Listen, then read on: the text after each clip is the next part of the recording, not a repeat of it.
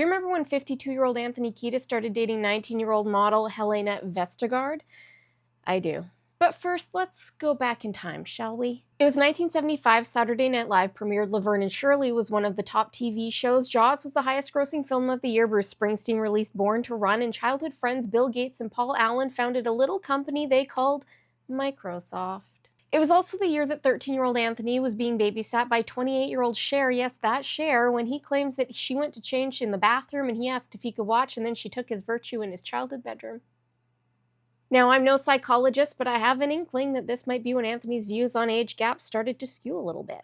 That wasn't the only thing happening in the Kiedis home that was untoward. His father, John Kiedis, who went by the stage name Blackie Dammit, had been struggling to find work as an actor, so he opted to sell illicit substances to Hollywood's elite. His father would often indulge with teenage Anthony in said illicit substances, leading to decades of addiction. In 1983, Anthony dated Nina Hadgen, who was 7 years Anthony's senior. He called her his sexual and spiritual mentor. 4 years later, he entered into a relationship with Ione Skye. She was 17, he was 25. That lasted for 2 years. He was her first big relationship, and she said it was wild. And if you think 17 is nuts, it's tame in comparison to the girl who inspired Catholic schoolgirls rule, a 14-year-old fan who Anthony met backstage at a show in Louisiana. Even after she told him that her father was the chief of police who was out looking for her and that she was 14, he still went back for one more round. In 1989, Anthony found himself in trouble with the police for a different issue when he was convicted of intimate battery when he exposed himself and touched himself to a woman's face without her permission during his Mother's Milk tour. He thought it was blown out of proportion and that they were just playing around,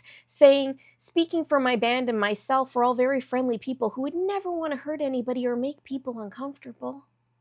In the early 90s, he dated Mazzy star singer Hope Sandoval and then went on to allegedly date Sinead O'Connor.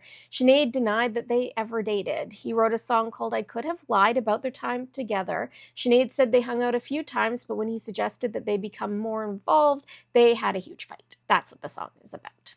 She said that she didn't care about the song that he wrote and then they never kissed. In 1992, he dated 21-year-old Sofia Coppola, and he appeared in a short film that she had made with Debbie Harry that was a companion piece to a photo spread from a 1993 issue of Details. This was also the year that Helena Vestergaard was born. The following year, Anthony appeared on Madonna's roster, or maybe she appeared on his. Then he met Spice Girl Mel C, yes, Sporty Spice, in 1997 at their show in LA, and the two started hanging out afterwards despite the fact that she was technically not allowed to date during the Spice Girls' heyday. Anthony wrote Emmett Remus about her, which is summertime spelled backwards, so you could pronounce it anyway, I really think. He then started moving into his model era when he briefly dated Canadian Linda Evangelista. You're perfect, you're beautiful, you look like Linda Evangelista, you're a model. In the early 2000s, he dated Demi Moore, who was shockingly only 10 days younger than him.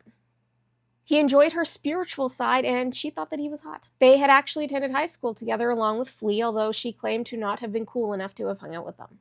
He then had a brief canoodle with Heidi Klum in 2002 before she met Flavio and they had daughter Lenny. In 2004, he met 18-year-old model Heather Christie, and the couple dated on and off. They were off, obviously, from 2005 to 2006 when he dated Canadian model Jessica Stam, who was 23 years his junior. Then, towards the end of 2006, he reunited with Heather, and the pair welcomed fetal collab Everly Bear on October 2nd, 2007. The couple split in 2008, and Anthony took over primary care of their son. In 2010, he was seen flirting with Hayden Panettiere at multiple parties. She was 19 at the time. He was 47. 2 years later, 50-year-old Anthony started dating a freshly minted 19-year-old Helena Vestergaard. He dated the Australian model into 2014, and he said that many of the songs on The Getaway were inspired over the heartbreak that he had from their breakup. He called their relationship a disaster and said that it fell apart like a nuclear bomb. People have been circulating photos lately as if these two are still dating, but Helena is 30 now and has fetal collabs of her own that I do not believe are Anthony's.